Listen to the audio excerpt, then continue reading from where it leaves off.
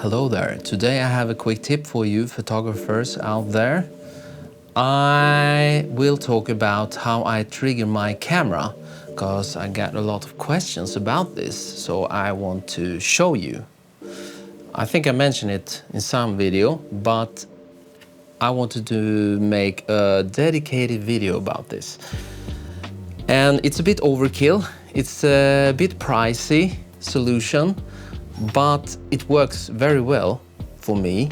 You know, you're standing alone in studio doing test shoots and you have a live view on the screen and the camera is over there and you want to trigger it and move something, testing, creating the set, the composition, and you just want to take, you take a lot of test shots when you're shooting.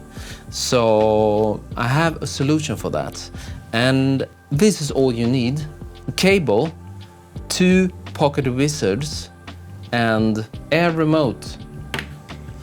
In my case, I use ProPhoto. And there are probably other solutions that isn't this expensive like this, but this is what I had, and I figure out that these guys, they cannot only trigger flash, it can also trigger the camera. So I take a remote for the ProPhoto flash, and I put it on the camera as usual, and then we put on the flash. When we take shot, the flash will trigger, so you don't have to use cables, you know. Who's using cables nowadays? I guess no one. Then we have the pocket wizards. One of them will go to the camera. Then I have this cable. I made like a special thing here. I have like a small adapter so it will fit into the pocket wizard. So this is, you know, a camera trigger port that you put on your camera. This happens to be Canon. Then I bought this small adapter so it will fit into this pocket wizard. And then we have the whole system ready. We just take another one and we put them on the same channel, and then I just push the button. And the shot will be taken and the flash will go off. Because this one talks to this guy, trigger the camera, and when the camera triggers, the air remote for the ProPhoto flash will go off.